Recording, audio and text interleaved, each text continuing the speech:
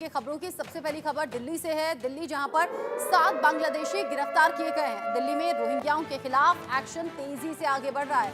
Delhi police घर घर जाकर अब जांच कर रही है। आईडी कागजात दस्तावेज खंगाल रही है। कागज नहीं दिखाने वालों के घर पुलिस जा रही है, यानी कि जिससे दस्तावेज नहीं मिले जरूरी उनके घर पर जाकर चेकिंग हो रही है। यूपी, उत्तराखंड, महाराष्ट्र में अलग अलग जगहों पर भी ये मुहिम जारी है।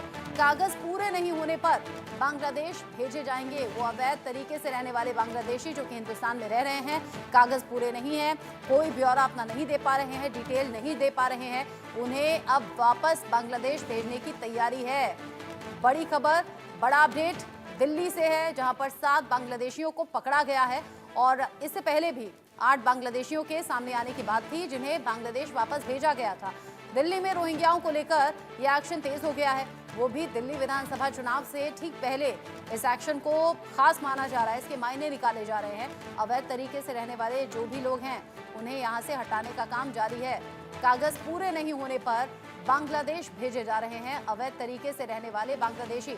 और अब जो लेटेस्ट अपडेट है, 7 बांग्लादेशी पकड़े गए हैं जिनके पास कोई दस्तावेज नहीं मिले, कोई कागज नहीं मिले।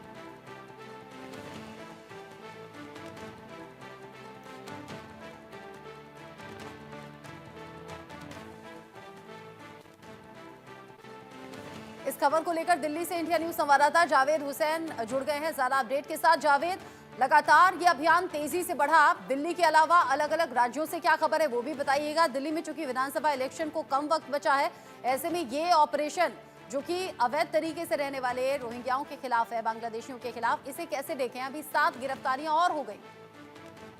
जी बिल्कुल, जिस तरीके से दिल्ली में पहले 8 उसके बाद फिर 7 गिरफ्तारी हुई है बांग्लादेश के रहने वाले लोगों की, और दिल्ली पुलिस की लगातार ये ऑपरेशन चल रही है बांग्लादेशियों के उन लोगों के खिलाफ जो इस वक्त दिल्ली और दिल्ली के एनसीआर इलाके में इलीगल तरीके से यहाँ पे रह रहे हैं। कुछ लोगों का ये दावा है कि वो काफ़ी लंबे समय से रह रहे हैं, उनके जो माँ बाप हैं या उनके जो बाकी रिश्तेदार हैं जिनके साथ वो यहाँ पर आए और काफ़ी समय से रह रहे हैं, उनके पास जो वोटर आईडी है वो हिंदुस्तान का ही, और वहाँ यहाँ पे उन्होंने सही तरीके से बनाया है। लेकिन इन सबकी दिल्ली पुलिस जो है वो जांच कर रही है साउथ वेस्ट में, और जिस तरीके से उसके बाद साउथ में दिल्ली पुलिस ने कुल 15 लोगों को गिरफ्तार किया। उसके बाद उनको जो एक प्रोसेस होता है, लीगल प्रोसेस से उनको फिर बांग्लादेश डिपोर्ट किया गया है। ये 2 अलग अलग जगहों पे दिल्ली पुलिस का एक ऑपरेशन चला था, जिसमें एक जगह पर एक ही परिवार के 8 लोग थे, तो ये दूसरी तरफ 5 महिलाएं थी और 2 पुरुष थे जिनको दिल्ली पुलिस ने यहाँ पर इलीगल तरीके से रह रहे मामले में यहाँ पे पकड़ा। उसके बाद उन्हें डिपोर्ट किया गया।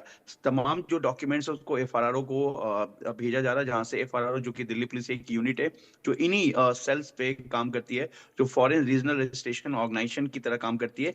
जो डॉक्यूमेंट्स होती है उसको चेक किया जाता है, चेक करने के बाद ये वेरीफाई किया जाता है कि ये डॉक्यूमेंट्स ओरिजिनल है या फेक है, या फिर ये दस्तावेज हिंदुस्तान का नहीं है। उस आधार पर फिर एक लीगल प्रोसेस होता है, फिर उन लोगों को डिटेंशन सेंटर भेजा जाता है, फिर वहां से उनको फाइनली बॉर्डर पर ले जाकर जो एक लीगल प्रोसेस होता है 2 कंट्रियों के बीच में, उस प्रोसेस के दरमियान उनको रिपोर्ट किया जाता है। लेकिन मैं आपको बता दूं कि सिर्फ दिल्ली नहीं, दिल्ली के अलावा जो उत्तर प्रदेश है या इनके अलावा जो कुछ और स्टेट है वहां पर भी अब बांग्लादेश को लेकर जो यहाँ पर माइग्रेंट होके इंडिया आए थे और यहाँ पे रह रहे हैं, उनको लेकर अब ऑपरेशन शुरू हो गई है। और लगातार जो इस तरह के बांग्लादेशी हैं या रोहिंग्या जो लोग हैं उनकी पकड़ की जा रही है। उसके बाद उनको डिटेंशन सेंटर भेजा जा रहा है, जहां से उनको वापस उनके देश भेजने का जो प्रोसेस है वो किया जा रहा है। दिल्ली में तमाम अलग अलग डिस्ट्रिक्ट है। हालांकि अब साल का आखिरी दिन 30 और 31 दिसंबर रह रहा है, और इस दरमियान भी दिल्ली पुलिस लगातार अपने ऑपरेशन को अंजाम दे रही है और डोर टू डोर वैसे स्लम एरिया में कैंपेनिंग कर रही है जहां पर उन्हें डाउट है कि इस थाना इलाके में यानी कि उनके डिस्ट्रिक्ट में इस तरीके के जगह पर लोग रह जावेद, ये सकते हैं। आगे मैं आपसे हालांकि पूछने ये भी वाली थी कि क्या कोई पर्टिकुलर कुछ ऐसे एरिया हैं जहां पर पुलिस ने इस अभियान को आगे बढ़ाया हो?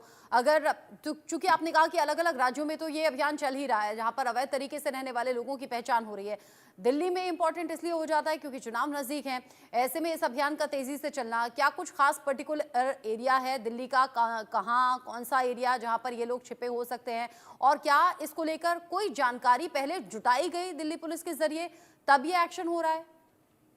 जी देखिए, दिल्ली पुलिस का एक सेल होता है जो हर डिस्ट्रिक्ट में एक बांग्लादेशी सेल होता है स्पेशली, और ये काफी समय से एक सेल बना हुआ है उसलिए कि इससे पहले भी बांग्लादेशियों को लेकर लगातार जो ड्राइव है वो चलता रहता है। लेकिन अब जिस तरीके से अभी 10 दिसंबर को ही दिल्ली के जो एलजी हैं वीके सक्सेना, उन्होंने एक लेटर लिखा था होम सेक्रेटरी और दिल्ली पुलिस कमिश्नर को, जिसमें उन्होंने कहा था कि जो बांग्लादेशी लोग जो दिल्ली में रह रहे हैं उनकी उनकी पहचान की जाए और उनके खिलाफ कार्रवाई की जाए। मतलब कार्रवाई के कहने का मतलब ये था कि उनको जो यहाँ पे अवैध तरीके से रह रहे हैं उनको यहाँ से भेजा जाए।